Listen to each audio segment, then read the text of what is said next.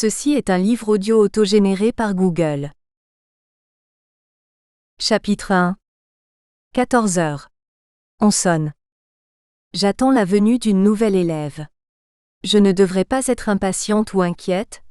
J'ai l'habitude d'accueillir de nouveaux étudiants en musique. Je suis professeur de piano chez moi. Dans mon métier, les élèves arrivent et partent. C'est un ballet incessant. Je les découvre quand ils se présentent à ma porte, j'apprends juste à les connaître et ils s'en vont. Pourtant, aujourd'hui, tout semble différent. Sans l'avoir jamais vue, je crois déjà connaître cette nouvelle élève. Sa maman m'en a fait une longue description lors de nos nombreuses entrevues. Mais je ne sais rien de ce qui m'attend. Nous sommes au début des années 1990. Je vais recevoir une petite élève qui est atteinte d'une maladie que l'on connaît à peine. Une maladie mystérieuse, énigmatique, qui fait peur tout comme tout ce qu'on ignore. Une maladie que je ne connais pas sauf à travers les images d'Épinal reprises par tout le monde. Des cris, des coups, une souffrance. Victoire est autiste. Qu'est-ce que l'autisme ? Qui est-elle ? Que dois-je penser ? Comment accueillir une enfant de 13 ans dans un tel état ? J'ignore tout de cette maladie. D'ailleurs, je ne sais rien de la maladie tout simplement. Ma vocation tout mon temps c'est la musique. Je suis professeur de piano. Pas médecin. Victoire est derrière la porte. De l'autre côté, il y a moi, debout devant le mur d'ignorance. Je prends mon courage à deux mains. J'ouvre. Je vois la maman. Je la connais bien. Elle est une de mes élèves depuis de longues années. Elle me salue chaleureusement. Voilà ma fille Victoire, dit-elle. Je découvre une adolescente mignonne blonde aux yeux bleus. Elle est mince, joliment vêtue d'un chaud manteau rouge avec une capuche bordée de fourrure blanche. Elle malade ? Mais de quoi ? La réponse vient rapidement. Sa mère lui demande d'entrer. Elle ne dit pas non. D'ailleurs, elle ne dit rien. Tout est dans l'attitude. Elle se campe sur ses pieds et s'accroche à sa mère. Elle n'avance plus. Je m'approche, lui tends la main. Elle se met à hurler, à donner des coups de pied. Quoi ? Qu'ai-je fait ? Première réaction, j'ai peur, je recule. Et puis non. Pourquoi céder ? Je m'avance doucement tandis que sa mère met des mots sur ce qui se passe. Victoire, viens. Tu peux entrer ? Dit-elle doucement en regardant sa fille dans les yeux. Victoire se calme. Victoire n'aime pas le changement, me dit la maman. Tout ce qui est nouveau, ça l'angoisse, ça la stresse. Je trouve ça étrange. En général, les nouveaux élèves sont curieux d'explorer ce lieu inconnu qu'est chez moi. Ils posent des questions sur moi, sur le petit panier de bonbons qui les attend juste à côté du piano. Mais pas Victoire. Avec elle, c'est tout le contraire. Se retrouver brutalement devant une personne inconnue, dans un lieu nouveau, lui est insupportable. Elle se remet à s'agiter. Quelque chose ne va pas. Sa maman s'inquiète. L'atmosphère s'alourdit, c'est l'orage qui approche. Et soudain, devant le piano, c'est l'explosion. Victoire ne dit rien avec des mots. Son malaise, c'est un cri, un hurlement de terreur. Je réalise qu'elle n'en a pas après moi. Moi, elle ne me voit plus. C'est après elle-même qu'elle en a. Ses yeux fixent ses pieds. Elle a peur de ses pieds, de ses chaussures et plus précisément des trous sur le dessus des chaussures. J'observe la jeune fille. Elle est effrayée par ces trous béants, dans lesquels elle semble avoir peur de tomber. Je regarde la paire de chaussures. Elles sont en excellent état. Pas la moindre crevasse. Une fois de plus, sa mère essaie de l'apaiser. Elle reçoit des coups en retour. Je me demande comment tout cela va se terminer. Durant ces instants lourds, je reste en retrait, à la fois effrayée et triste, mais aussi intriguée devant cette scène terrible. L'échange houleux entre la fille et sa mère ne dure pas. La colère finit par s'apaiser chez l'enfant. Elle accepte de s'asseoir sur le tabouret, devant le piano. Le calme revient. Victoire découvre alors l'instrument, le fameux piano. Elle y pose très doucement ses doigts, explore les touches, sourit, arrête, recommence puis aussi soudainement qu'elle s'était calmée, s'agite à nouveau. Je la vois se concentrer sur ses pieds, et commencer à les bouger. On pourrait lui enlever ses chaussures, dis-je. Enlevons-lui ces trous dont elle a si peur. Sa mère hésite. Pourquoi pas, lâche-t-elle enfin. Et sans les chaussures, le calme revient. Je peux l'emmener dans sa première leçon. Voilà comment tout a commencé. Ce moment dans ma mémoire, c'est le début d'une vie. La leçon de piano est une belle histoire qui dure encore. Une merveilleuse aventure entre un professeur de piano et des personnes en situation de handicap, des personnes autistes. Alors, il était une fois. Chapitre 2. Bien avant Victoire, il y a eu la musique. Je la découvre très tôt. À l'âge de 5 ans à peine, je suis déjà au piano. Mon premier professeur est une jeune femme qui enseigne au conservatoire de Troyes, ville où je suis née. Comme je ne sais à peine lire, elle m'apprend les notes sur mes mains en utilisant les bosses formées par mes doigts lorsque je ferme les poings. Mes mains deviennent les portées vivantes et m'apprennent à lire le solfège en peu de temps. La pratique du piano devient très vite une passion malgré mon jeune âge. J'en joue sans cesse, avec un enthousiasme croissant. Cet attrait pour la musique ne se démentant pas, mes parents finissent par s'inquiéter. Ça ne peut pas être un métier, me répètent-ils. Sentence familiale. À l'époque, ça ne se discute pas. Je suis née juste après la guerre, celle de 1940. Mon père est un haut fonctionnaire de l'administration pénitentiaire, et ma mère commerçante. Il faut céder. Même si ma mère est passionnée d'opéra, elle n'ira pas jusqu'à encourager chez sa fille une vocation de saltimbanque. Certainement pas assez libérée, je renonce donc à me battre pour ma passion. Je poursuis d'honnêtes études de droit qui s'achèvent par une licence. Quand j'y repense, je sais que j'ai bien aimé l'université. La rigueur et l'exigence du cursus me servent encore aujourd'hui. Mais voilà. Avec la fac, la carrière de concertiste n'est plus envisageable. Terminé. Je continue à étudier le piano, à Dijon, pendant mes études, mais je n'ai plus assez de temps à consacrer à une pratique instrumentale intensive qu'exige un tel objectif. Les études se passent. Quelques tentatives professionnelles dans le monde du droit suivent. Sans lendemain. Finalement, je décide de revenir à mes chères activités musicales, à toute ma vie. Dès lors, tout va très vite. Enseignement dans des écoles de musique, dans des conservatoires auprès d'élèves privés, un mariage, 2 enfants, un divorce, la vie en province difficile. Et puis, c'est la montée à Paris, comme on dit alors. Je m'y installe en famille, avec mon compagnon et notre fille. Chapitre 3. En tant que parent d'une enfant atteinte d'autisme, de même qu'en tant que thérapeute et chef d'équipe d'un programme intensif de 30 heures et plus hebdomadaire, visant à assurer son développement, je peux témoigner directement combien un programme bien conduit, strictement établi sur les principes de l'apprentissage par essais distincts, peut aboutir à des résultats probants. Martin Jowitt et la méthode Lovaas. Voilà simplement en quelques mots brefs, ce chemin qui m'a mené à Victoire. Ce prénom. Quel symbole. Mais que de questions. Quel est le poids du hasard dans ce qui nous arrive, et dans ce que nous faisons? Quel étrange métronome rythme nos choix? Et finalement, qui est cette Victoire qui me tombe dessus comme la foudre sur l'arbre une nuit de grand vent? Je l'ai déjà dit, lorsque je fais sa connaissance, sa maman m'a déjà beaucoup parlé d'elle.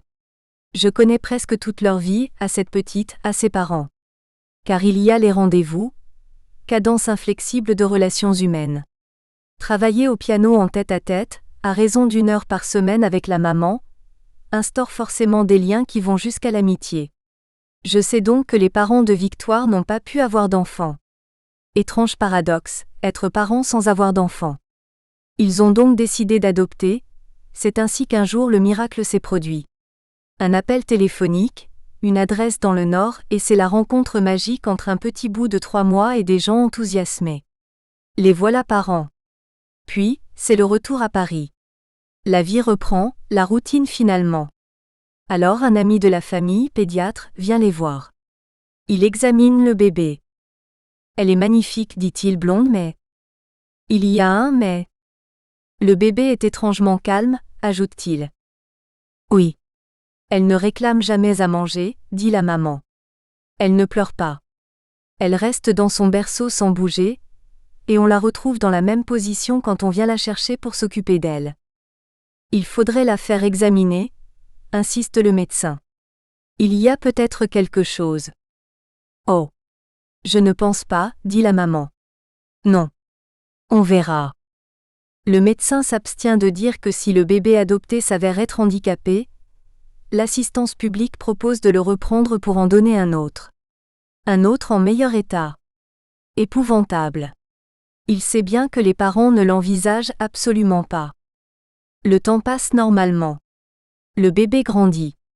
Côté physique, c'est l'harmonie. Mais côté développement, rien ne se passe. La petite ne répond jamais à l'appel de son nom. Elle ne regarde pas sa maman et ne manifeste aucun signe d'affection. Elle évolue comme si le monde autour d'elle n'existait pas, en retrait permanent par rapport à son environnement. Nous sommes à la fin des années 70, à l'aube des années 80. Dehors, c'est l'ère du disco où le règne éphémère d'Abba s'étale partout en Occident. En France, c'est aussi l'âge d'or de la variété. Sheila, Michel Delpech, Sylvie Vartan et tant d'autres, tous les anciens des yéyés convertis à la mode hippie. Ils remplissent les plateaux de télévision.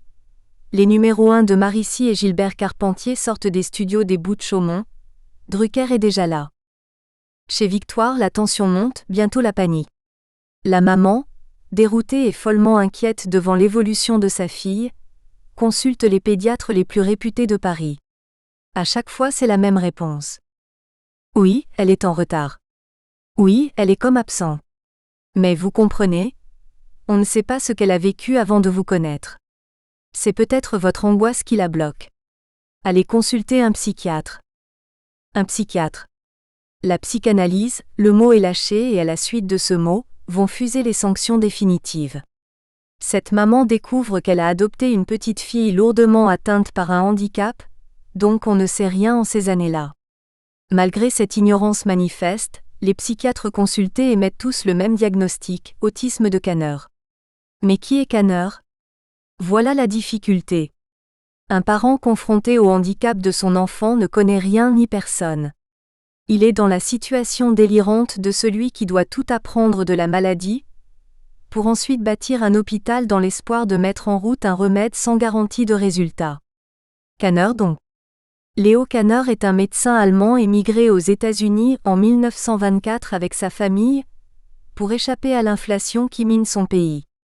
En 1943, alors docteur en médecine et fondateur du premier service de psychiatrie infantile à Baltimore, il publie un article intitulé Autistic Disturbance of Affective Contact.